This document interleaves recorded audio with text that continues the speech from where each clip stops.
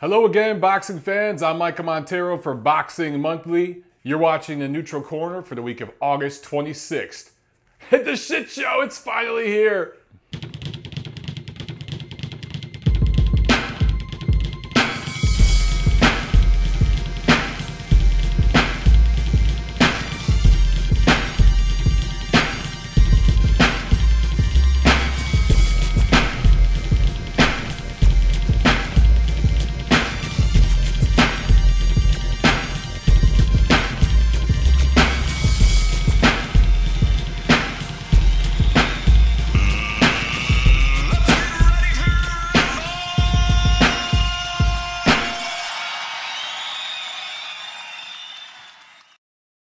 All right. So after a 1 week hiatus, TNC is back. And just quick housekeeping note, we're going to divide this episode into two parts.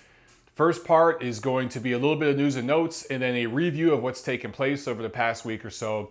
And then the second part is going to be the preview because we have a couple of big fight cards coming up this week on the weekend. And then we have some fights coming up during the week as well. So there's a lot to preview. So two different parts this week to the show. Also, guys, I just want to say thank you very, very much to all of our Patreon supporters.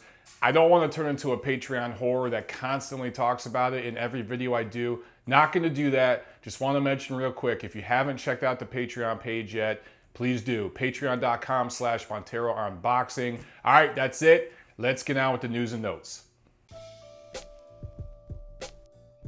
So a couple of weeks ago, I did a poll on Twitter, and here's a save screenshot of it. Check it out. Who needs to lay off Twitter for a while the most?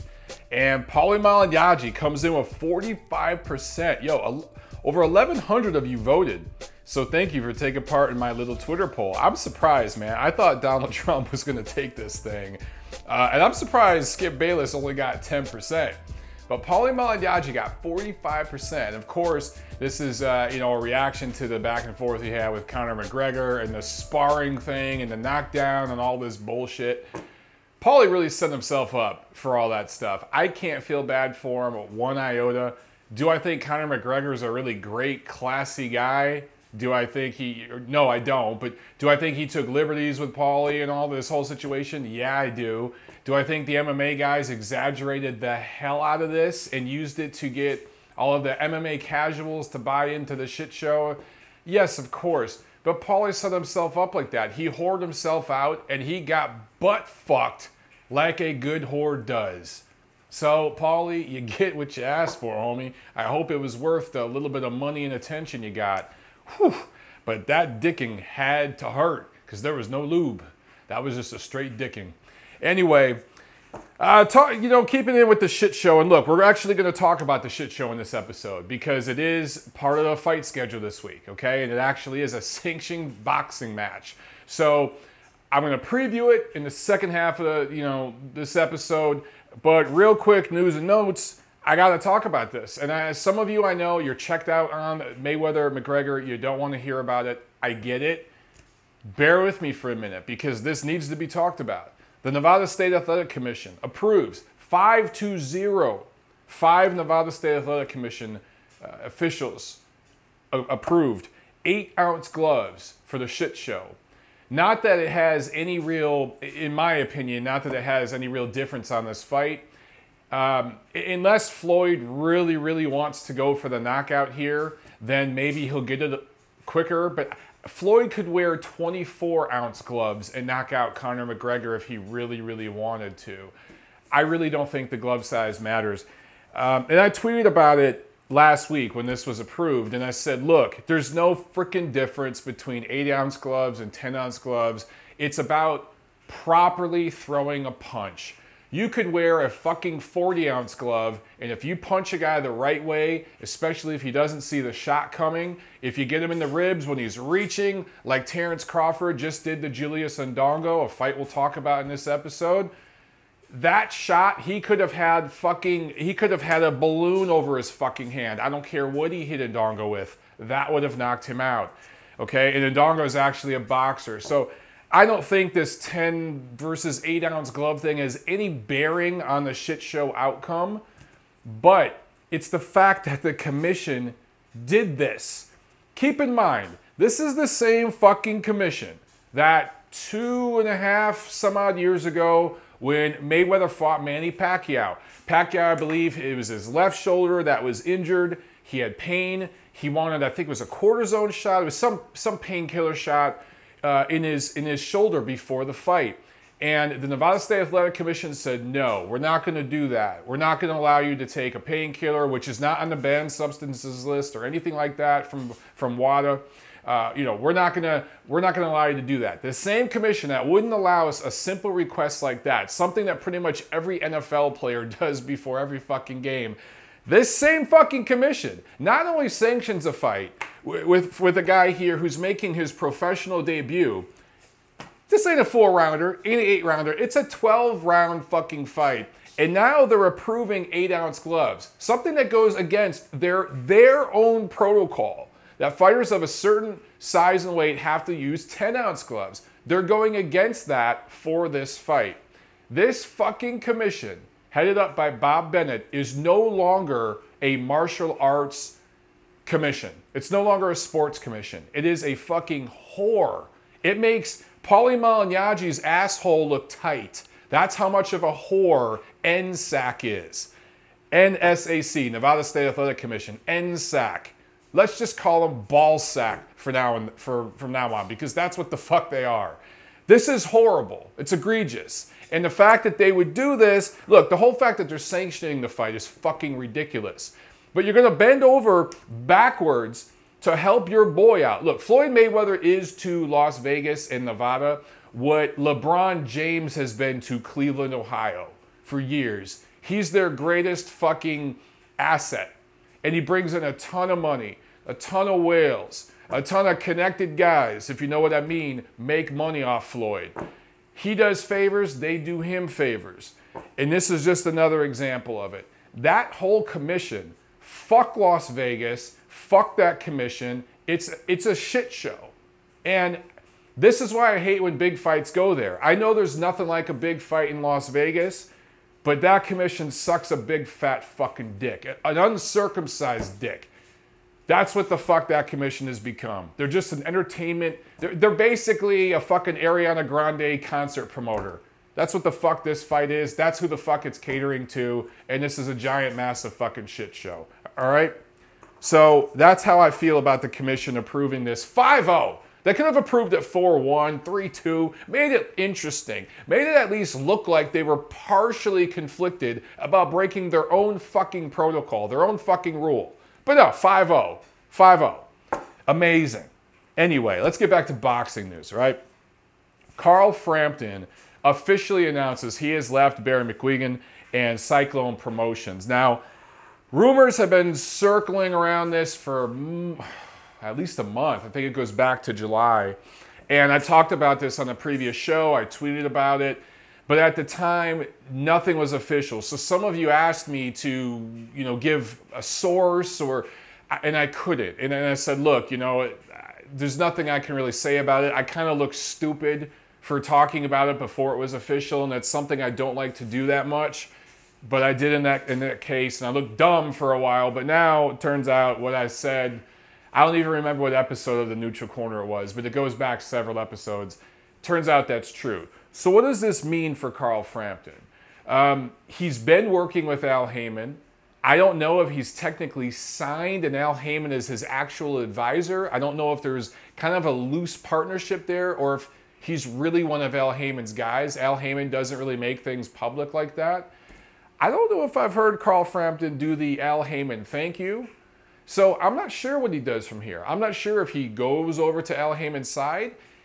That would be smart if he just wants to make some money and eventually fight Leo Santa Cruz again in a fight that nobody really wants to see, because I don't think he'll beat Santa Cruz in that third fight.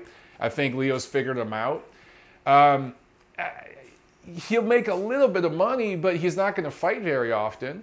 If he goes with Eddie Hearn, who has a relationship with Haymon, so he keeps those possibilities there, but if he goes with Hearn, he's going to fight more often. He's going to be in the public eye more often, build a better career that's more meaningful, probably be in more meaningful fights down the line. I think that's what he should do, but we'll find out. Right now, there's nothing it's been said either way. Also, fight news. Vasyl Lomachenko, Guillermo-Rigondeaux. Apparently, this is on for December 9th. Now, it's not official. Nothing's been signed.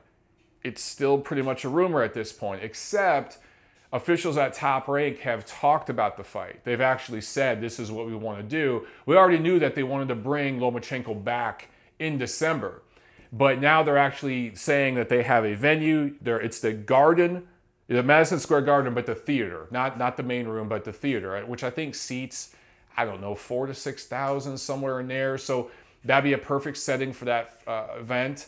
I think both fighters have fought there. I know you go back to Rigondeaux, I think fought Nonito Donaire there. So that'd be an interesting venue. I think it works there. I think some of the Cuban contingency from Florida could make the trip up the East Coast to New York. Of course, there's a large Ukrainian population in New York to see Lomachenko. He's fought on the East Coast a couple times now. I think it would work there. Orlando Salido has been talked about as a possibility. I know that Vasyl does want to right that wrong, that injustice on his, as he sees it, on his resume. But as far as I hear, Rigondeaux has agreed to terms. So it should be announced fairly soon that we're going to get Lomachenko, Rigondeaux, Madison Square Garden Theater in December, ESPN, and it will be at 130 pounds in defense of Lomachenko's, I think it's the WBO super featherweight title. Now, already, some of the cult of Rigondeaux, or as I call them, the Rigondites, are talking, and the LDBC people and all this shit are talking about this fight being shit because it's going to be at 130 pounds. And they're saying things like the only reason it's coming together is because Lomachenko is getting everything his way, blah, blah, blah, blah, blah. In other words, nothing is ever good enough. Keep in mind, Guillermo Rigondeaux is the guy that all these Lomachenko haters have demanded he fight now. Pretty much since he became a professional, but especially since he started getting some love in the diehard boxing community, the diehard dedicated boxing press. Lomachenko really doesn't get that much love in the mainstream casual sports press. He really doesn't, not yet anyway. Some people are starting to see him and know about him and stuff, but it's not as if he's winning all sorts of awards and accolades, but just him being on pound for pound lists pisses off enough people because they see him as a major threat to their agenda and their insanity, the way they see the world. And this is the guy, Rigondeaux, that they've wanted him to fight. Now he's going to fight him. Already the excuses are happening because I think most people, even Rigondeaux fans, feel that Lomachenko is pretty heavily favored in this fight. And they're talking about the weight being a big difference. Obviously, Rigondeaux has fought at 122 his whole career, and this fight will be 8 pounds north of that. And I know that's a lot. But consider that Vasyl Lomachenko could easily make 126 right now. He only fights at 130 because the entire featherweight division was ducking him. Nobody wanted to fight him. He can't get half the guys at 130 to fight him. He had to move up in weight pretty much just to get fights. And then he wanted to win a title in 2 different weight classes. But he's not busting at the seams at 130 pounds. He can make featherweight right now. Even if this fight was at 126, which is what they tried to do a couple years ago when Rigondeaux basically negotiated his way out of a fight with Lomachenko. This probably goes back to 2015 or so. Even if it was at 126, Vasyl Lomachenko is a little bit bigger than Guillermo Rigondeaux. But in terms of style, the way these two fight, I don't think size is a big factor. Weight isn't a big factor. Rehydration clauses and all this crap, it's not a factor in this fight. Lomachenko-Rigondeaux is a fight of skills. This is skill set. This is pure boxing. Neither one of these guys is a devastating knockout puncher. Neither one of them throws a million punches. I do think Lomachenko's the busier fighter. I think he has a little bit more of a pro style about him than Rigondeaux. But it's not as if he's a Gennady Golovkin type stalker or even a Terence Crawford type finisher. He's not one of those guys. So these two fighters, I think between them had, 600-700 amateur fights, dozens of medals between them and all the tournaments they competed in globally, internationally over the years, several gold medals, Olympic medals, These guys fight more in that style. And it doesn't matter if the fight was at a catch weight of 124, 130, 140 fucking pounds. It doesn't matter. This fight is a skill set fight. And I just, the excuse is already starting. It is what it is. My thing is this. A lot of you out there have rated Guillermo Rigondeaux in your top 10 pound for pound for years now. Some of you still do. For me, for my money, I just don't think he's been active enough to keep him. I used to have him in my top 5, but I've dropped him lower and lower and lower, and I kind of have him borderline in the lower top 10. But he's an undefeated, arguably one of the best amateurs ever, if not the best amateur ever. He's up there. He's in the top 5. And I'm not just talking boxing, guys. I'm talking martial arts. When you look at all-time great martial arts amateurs, I'm including wrestling, kickboxing, whatever it is, Lomachenko and Rigondeaux are right up there in the discussion of the best martial artist amateur careers ever, not just limited to boxing. So if Vasyl Lomachenko goes out there and dominates and beats Guillermo Rigondeaux, I don't see how you rate the guy any lower than top 2 or 3 pound for pound.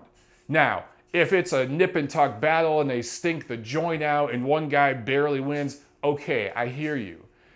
But when we're talking elite level talent here, this Guillermo Rigondeaux guy, a lot of you have been coming every time he tweets or fights, more lately tweeting than fighting, for a while now. If Lomachenko goes out there and beats him, give him the fucking credit he deserves. And I'll tell you right now, if Rigondeaux shows up and puts some leather on Lomachenko, he might make a fan out of a lot of people that have ridden him off, right? There's a lot of people that were higher than Rigondeaux early on. He beat Donaire. He was seen as a top pound for pound guy, and then he went to nowhere. And he's pretty much just a typical Cuban fighter who's kind of done that to his own, sabotage his own career. If he goes out there, even if he loses against Lomachenko, if he actually goes for it, this is his big chance. He's had other big chances on big platforms, just fighting on big pay-per-view shows, and he stunk the joint out. He looked like he didn't even want to be there. He's been bitching and barking for this fucking fight. He's got it now. So if he goes out there and actually puts on the performance of his career, even in a losing effort, it could do wonders for him the way Vladimir Klitschko got love in a losing effort to Anthony Joshua earlier this year. Or the way, hell, I'm going way back, Jermaine Taylor got a lot of love in a losing effort to Kelly Pavlik years ago. Something like that, where he makes fans, if he wins, if he beats Lomachenko, and he's moving up in weight to do it and everything else, you got to put Guillermo Rigondeaux in the top 2 or 3 pound for pound. I think the winner of this damn fight, either way, as long as it's decisive and it's a good, entertaining fight, it's going to be a technical chess match. Yeah. If it's a good quality fight and the winner is decisive, the winner's top 2 or 3 pound for pound. I don't see how you could look at it any other way. All right, one last news and note item. The IBF has waived. They have their second day rehydration weigh-in, right? The rehydration clause. You can only weigh 10 pounds more than the division you're fighting in, that weight limit, right? They have waived that rule now for unification fights. Now, it doesn't just have to be a unification fight like we just saw between Crawford and Indongo, where one guy has these titles, one guy has these titles, and they're unifying it. It could be a situation like Canelo-Golovkin, where Canelo doesn't have any titles, but Golovkin is a unified titleist. So he's bringing in belts with multiple sanctioning bodies and all those multiple sanctioning body rules to the equation. So, do you like this rule change, this rule stipulation, or not? I don't know yet. I don't know how I think about it myself. I'm curious what you guys think. There's a couple different ways to look at this, but I understand why the IBF looks at a situation, and apparently the situation between Golovkin and Daniel Jacobs earlier this year got them to think about this and reconsider their rule. And they ultimately decided that for Daniel Jacobs, since there were other titles on the line, he was willing to say, fuck the IBF. I'm not going to make that weight because if I beat Golovkin, I get these other titles anyway. I'm still getting paid. Titles do make a difference for fighters who aren't name brands. It just brought Julius Indongo $1 million plus. And he would have never had that without the titles, right? So, you know, I could see why the IBF would see it that way, why they go with that. But some fans are saying, look, if you're going to change and make this little stipulation for unification fights, just get rid of the fucking rule. What's the point of having a rule if you only apply it in certain situations? Shouldn't you apply the rule across all situations? Shouldn't you be fighting more so for other sanctioning organizations to join your rule? When you go to the convention, to the meetings for the Association of Boxing Commissions, the ABC, when you go to annual meetings and stuff like that, shouldn't you be trying to get all those other groups to adopt your rule instead of changing your rule to meet their demands? So I could see the back and forth here. But with this rule right now, you're not going to see situations like you saw with Golovkin-Jacobs anymore. When Golovkin fights Canelo Alvarez next month, neither one of them has to weigh in the second day. So both guys can start rehydrating right away. They got to make 160 at the weigh-in on Friday, and then boom, they can come into the ring whatever they want to weigh. For my opinion, I still think Golovkin's going to come in the low 170s. Canelo, and he'll do the HBO unofficial scales the next day. Canelo won't. And he'll probably come in the ring 180 something, 180. Wouldn't surprise me if he's over 180 pounds. That's just the way it goes. But at least if you're Golovkin or whoever in this situation going forward, you don't have to worry about killing yourself just for the weigh-in and then for another 12 hours or so, you know, further limiting yourself. You could immediately start rehydrating and eating, and you get that 30-hour or so period where you can pack on that weight, you know. So I think right now, the way things are going, it makes sense to do this little rule change. But if I'm the IBF, I really hope that they really promote the idea of that second day weigh-in to the other sanctioning groups. I like the idea of it. It makes sense. So that's it with news and notes. Now, we got a lot of fights to review, so let's get into that. And starting with last Tuesday over in Japan. Last Tuesday, the 15th in Kyoto, Japan, Luis Nery upsets Shinsuke Yamanaka, improves to 24-0 with 18 knockouts, scoring a 4th round TKO over the Japanese titleist, taking his WBC bantamweight title. For Yamanaka, he had defended that title 12 times. This was his 13th defense. He was arguably the best fighter in the bantamweight division. I think now you have to put Nery in that #1 spot. Nery, a native of Tijuana, a Mexican that comes forward with skills, not just power, but skills. Sets up his shots well, nice and balanced, good offensive variety.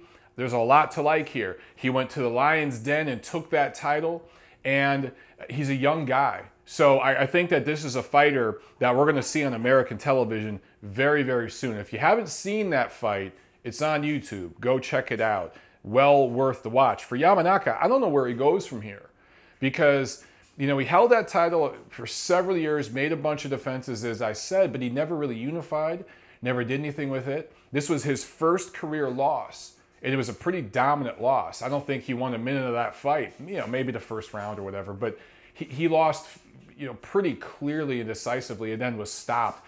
Some people say the corner jumped in a little too early. I don't know. To me, he had absolutely no way of winning the fight, and the writing was on the wall. And even if somehow he got out of the 4th round, he was going to be knocked out in the next round or two regardless. He was stopped on his feet, but still, dominant loss, and I'm not sure how he picks up the pieces and where he goes from here. It's going to be tough to recover from that loss, man. But if he hangs him up, and we've had a few Japanese fighters hang him up recently, no shame. I mean, one of the better Japanese fighters of the last era, and I still think we're going to see more and more talent coming from that part of the world over the next 10, 20 years in this sport. And, you know, they started in the real low weight classes, but they're going to keep moving up in weight more and more and more. So let's take it here stateside, where ESPN, it was another top-ranked show on ESPN, and this card in Lincoln, Nebraska, which is just outside of Omaha, Nebraska, was stacked. And over 12,000 fans showed up in attendance. And this was not a papered arena. This was not a papered event. If you looked at the crowd's excitement and their engagement, particularly in the main event, you could see that these were real fans. These were people that came out to see Terence Crawford. If you looked at some of the undercard fights, the place was pretty empty. People were still out in the parking lot, pre-gaming, you know, in the concessions, getting drinks. They came there to see Terence Crawford. But they filled in for that main event, and it was a hell of a crowd, man. Good undercard here. A lot of fighters that were featured on the ESPN Top Rank app, which I tried to watch some fights on it. They kept crashing. So those of you who have downloaded the Top Rank app to watch some of these undercard fights, how has it performed for you? I tried to download it and watch it, and just to see how it would work. And it kept crashing for me. I kept having issues with it. I'm curious if you guys had some of the same issues or if it was just the internet where I was. But DIllian Whyte scores a TKO 3 win, Bryant Jennings TKO 2 win. Absolute layups for these two fighters, right? I'd love to see the two of them fight. But people have been talking about DIllian Whyte fighting Deontay Wilder. That fight really doesn't interest me at all. As shitty as Wilder has been, and as shitty as his opposition's been, I haven't seen enough from DIllian Whyte to want to see him fight Wilder right now. I want to see Wilder and Jennings fight. Those two guys are at a level I want to see what they do with each other, and the winner of that fight face Deontay Wilder. And some of you will be saying, but what the fuck? Wilder's just sitting on his ass. I get you. But Wilder's always going to be sitting on his ass. That's what he does. It's what people in his universe, fighters in his universe do. So he's got a mandatory with Berman Stavern, and I don't know how that's going to be worked out because Stavern wants to get paid. The WBC doesn't want to be in a position where they're going to get sued. Heyman is trying to work his magic to delay that as long as he can, but his nuts are in a vice on this one. So if you're Wilder, maybe you go back to Alabama, you fight Stavern there, you know, where you could do a good crowd if you're PBC. In Alabama, you could do a decent gate down there. You might have to paper the arena a little bit. But Wilder is sold well down there. Go down there, take care of business against Stavern. Let's see Whyte and Jennings fight each other next. Will it happen? No, because it doesn't make enough. It makes too much sense. So that's why it won't happen. We'll probably see Whyte fight Wilder in a meaningless fight, and we'll see Bryant Jennings, I don't know, because he's with Top Rank. Top Rank, you know, they have other heavyweight options, right? They have Joseph Parker. If he beats Hughie Fury, maybe they can get Bryant Jennings a title shot against Joseph Parker. If Parker beats Fury, maybe you get Parker, Jennings. I think they still have Andy Ruiz. If Andy Ruiz is still even fighting, maybe if he gets his fat ass in shape, he could fight Bryant Jennings. I think we're probably going to see it go more in that direction. So Mike Alvarado scores a 4th round knockout. He was losing that fight, as I saw it, and getting beat up and taking punishment from a journeyman until landing that big knockout shot in the 4th round. It was a highlight reel knockout that was featured on ESPN. I saw it on SportsCenter later that night. So great highlight for Alvarado. But again, look, I want to root for the guy. He's trying to clean up his life. He's trying to go clean. He had a lot of drug issues. He's trying to, you know, change his life. And I applaud that. I just don't see much there in terms of him having a high-profile fight ever again. I just don't. And if he does, it's going to look ugly. Some of you guys have suggested Terence Crawford against Mike Alvarado at 147 to kind of, you know, introduce Crawford to the welterweight division and, you know, get him a fight there. That would just be a brutal, brutal beating. I have no interest in seeing that. So when the ESPN card started, and what was amazing is it actually started on time. It started 7 p.m. here on the Pacific Coast, on the West Coast Pacific time.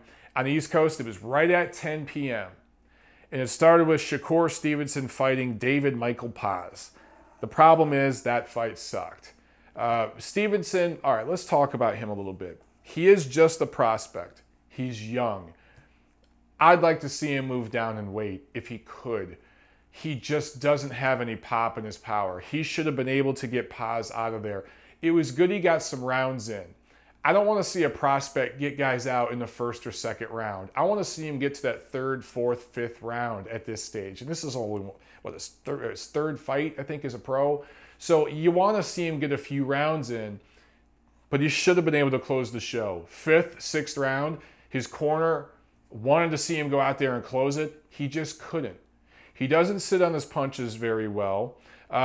He just doesn't seem to have the natural power to get guys out of there in the pro ranks. He also thinks about his punches a little too much. I saw him thinking before shooting his shots, and it was a lot of, 1-2s from the outside. He'd throw in some hooks and stuff, but I thought that Paz was wide open for an uppercut. And Stevenson did throw it a couple times and landed, but I thought if he really sat down on it and then went to the body more, he could have got the guy out of there. He's just a prospect. He's got to learn. I get it. But do I see a future superstar in the making here? No, at least not yet. But again, he's young. Let's see if he can learn. Let's see if he can grow. We've seen guys who started out as prospects not look that spectacular, but they kept learning and developing their craft, and they carved out really successful professional careers. So Stevenson has a good canvas to work with, but there's a lot of things to work out. Top Rank knows what they're doing, and they know how to build prospects. Stevenson did very good for himself signing with Top Rank. If he had signed with Heyman, he would have been another Tony Harrison waiting to happen. Somebody in that light. He would have been one of those guys. Top Rank's going to build him up to the best of his potential. We'll see what happens. In the co-main, Oleksandr Gvozdyk improves to 14-0 with 12 knockouts with a TKO 6 win over Craig Baker. Dropped him in the 6th before ending this thing. Basically, the ref had seen enough and stopped the fight. During the first few rounds of this fight, I saw a guy in Baker that, looked like he was 85. I mean, he had gray hair all over his face and was basically just standing like this and would occasionally throw a jab. And he actually landed some jabs, which is surprising. But Gvozdyk actually does a cute little thing in there. He's out here like this. He stops a lot of jabs with this right hand. He keeps his right hand here and keeps it open. If you look, when he moves laterally, he keeps that right hand kind of like right here. And so a lot of the jabs look like they're landing, but he's not, because he's not moving his head, but he's catching it. So he does catch. But, Baker did land some jabs, which surprised me. Now, maybe Gvozdyk just didn't respect what he had in front of him. I don't know. It looked to me, and I can't possibly know. I'm not in the man's head. But it looked to me like Gvozdyk was simply trying to get some rounds in and work out some kinks, maybe try a few things. I don't know. He systematically lined this guy up. And by the 5th round, he started to really sit down on his punches more, and it looked like he was going for a knockout. And in the 6th round, he got it. So in that respect, it was a very fine quality performance. There's really not anything that negative you could say. It just wasn't scintillating television. And after that first fight, which wasn't very good at all between Stevenson and Paz, which was just kind of a 6-round, it's not that Stevenson didn't try and Paz didn't try his best. It's just that, you got the feeling watching Stevenson-Paz, that should have been like a 3 or 4 round fight. You got the same feeling with Gvozdyk-Baker. You thought that after 3 rounds, 4 rounds, this thing should have been over. So it went a little bit past, but it levels, right? Stevenson, just a pup, just learning his craft. Gvozdyk is there. He's a contender right now. And by the 5th round, he knew what he had in front of him. He went for the kill. He got it. So good, solid, quality, workmanlike performance. Got the ending he needed. It's just the first 3-4 rounds that preceded all of this, not the most entertaining stuff. Punch numbers. Here's what I mean by Gvozdyk just getting in work. Here's what makes me say that, okay? In the first round, Oleksandr Gvozdyk threw 88 punches. The 2nd round, 81. The 3rd round, 69. The 4th round, 73. Now listen to this. In the 5th round, he threw 56. In the 6th round, he threw 52. What does that tell you? That tells you he was slowing down and going for a stoppage. And in those first 4 rounds, he was jabbing his ass off. In fact, he threw 300 jabs. Gvozdyk threw 300 fucking jabs in a 6-round fight. And most of it was in those first 4 rounds. So to me, it just looked like he was getting some work in. And he's just methodical about the way he goes about business. And Baker was covering up and not giving him the same opportunities that Yunieski Gonzalez gave him in his last fight. So that's just the way that Gvozdyk's going to fight, for the most part, against a guy who isn't just giving it to him on a silver platter. But this is another example of, you can just look at punch numbers and see what a fighter's indication is. To be throwing 80, 70, 80 punches around, and then all of a sudden you're about 50 around. That shows a dude's changing what, his game plan is changing. There's something he's doing there. It's with purpose. So, and Shakur Stevenson, in his fight, he landed 85 of 157 power punches for 54%, and he couldn't get Michael Paz out of there. That's why I say Stevenson has no power, and that's going to cost him at some point. Now, main event, Terence Crawford. KO3 over Julius Indongo, knocked him down in the 2nd round and 3rd round. Unifies all the damn titles. And when I say all of them, I mean even the fringe titles like the IBO and all that stuff. Unifies all of them. In the junior welterweight division, he is now 32-0 with 23 knockouts. What an outstanding performance from Terence Crawford. Now, I will admit, I got some Julius Indongo fever after he went over to Russia and beat Edward Troyanovsky, and then he went over to the UK and beat Ricky Burns. I got a little bit of Julius Indongo fever, and I it ain't the first time this has happened, won't be the last. I just was pulling for the guy. I knew that Crawford was going to beat him, but I just liked what he did because we don't see it very often. It was such a feel-good story. It was one of those situations where the title belt system, the sanctioning organization system that we shit on so much. In almost every episode of this show, I diss the sanctioning bodies in some way, shape, or form.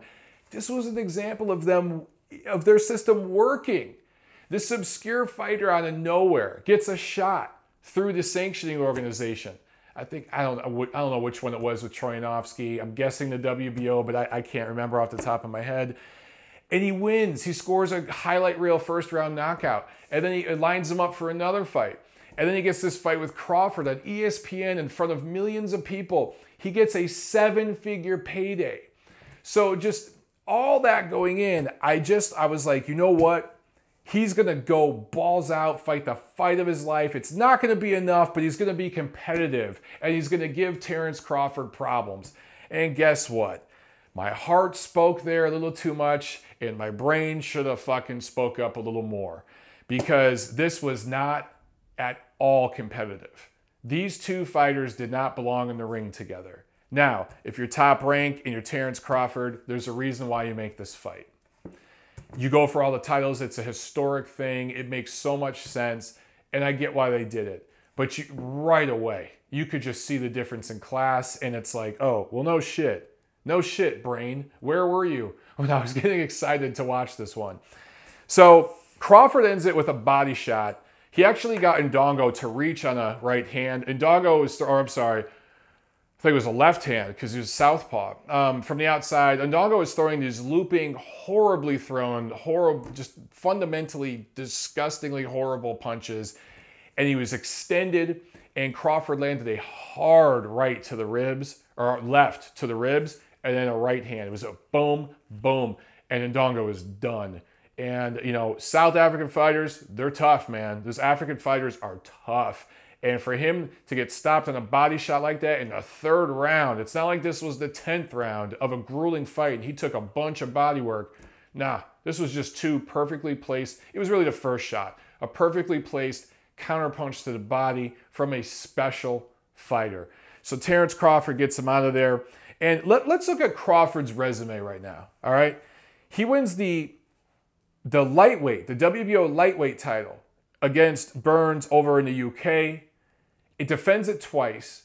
So he puts a dent in the lightweight division. Doesn't really own it, whatever. But he goes up to 140 pounds. And I guess they were having trouble making 140. There weren't many options for them at the time at 135. No real big names, whatever. Fights that could be made. So they moved to 140. And I think At that time, the move to 140 long term, if you're Bob Arum, when you're thinking long term, you're thinking Pacquiao, Crawford. You know, so he's moving him up to prepare for that eventual showdown. And at 140, Crawford wins the WBO title, which is now defended 6 times. He beat Viktor Postol for the WBC title and the ring/lineal title, which he's now defended 3 times. And with Indongo, he just added the IBF and WBA titles. So earlier I said Indongo won the WBO against Troyanovsky. Now, obviously, I know that that wasn't true. It was either the IBF or WBA. So quick self-correction there. But anyway, Crawford, what a body of work. What a body of work already as a professional. Now, has he beat any really, truly elite level fighters? No. Has he had somebody that was a pound for pound level talent in a marquee fight that he could go up against yet? No.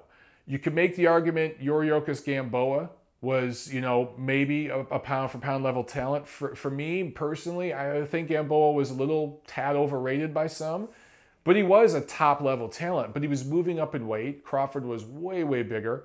Gamboa put some leather on him before, he actually buzzed Crawford before Crawford stopped him.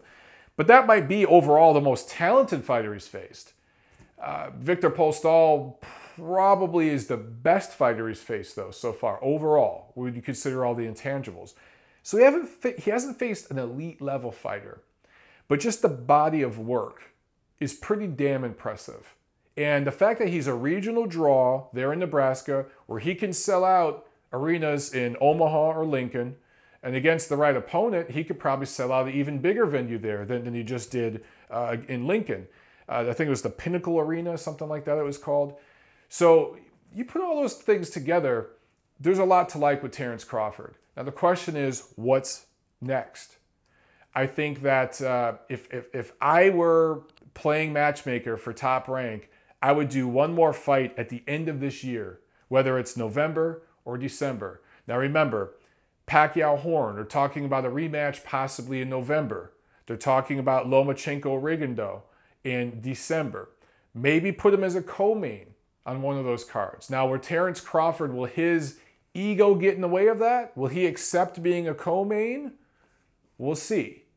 But he's not going to go in there against a guy at 140. He's beat all the top guys. So it's not going to be a marquee, high-level matchup. But just one solid defense against a rated, ranked 140-pounder. So he defends this entirely unified division one time on a high-profile card. I think the most logical thing they could do is if they get Pacquiao-Horn to done, and that's in November in Brisbane, Australia, get Terence Crawford on that damn card in the co-main. I don't care who the hell it's against. I don't care if he rematches Raimundo Beltran or somebody. You know, I don't think they'll do that, so don't you know, punch your computer screen right now. But you know what I'm saying. It could be anybody. Just get him on that card so that he's on the same airspace, the same broadcast as Pacquiao-Horn, which is going to do massive ratings in their rematch. You have him there. If Pacquiao wins the rematch, I don't see a Pacquiao-Crawford fight happening. But if somehow, if Jeff Horn pulls it off again and he beats Pacquiao again, boom, you got a massive fight right there. You do Horn and Crawford early next year. You go back to Australia. You're going to have to pay out your ass to get Horn to get in the ring with Crawford. But I think Horn has shown he's willing to get in there with anybody. And say what you will, he's a bigger, naturally stronger guy than Crawford. His fundamentals are trash, but he's got a lot of grit and toughness to him. If he beats Pacquiao twice, he's earned that fight with Crawford in my mind. So that's what I would do if I were Top Rank. Now, if Pacquiao wins the rematch with Horn, he's maybe going to retire or maybe do one farewell fight in the Philippines and that's it. Okay, fine. Crawford, he got massive exposure on this Pacquiao-Horn 2 card. Bring him back to the States against one of the guys Top Rank has at 147, first thing early next year in the first quarter. Look, I'm just looking here at their list of welterweights. Top Rank has Mike Alvarado. We're not going to talk about that. Jose Benavidez, they don't want to put him against Crawford because they want to build him up. Same thing with Kavaliauskas, the Mean Machine. They want to build him up, so they don't want to do that. Juan Manuel Marquez is retired, but you got guys like Konstantin Pomeranov.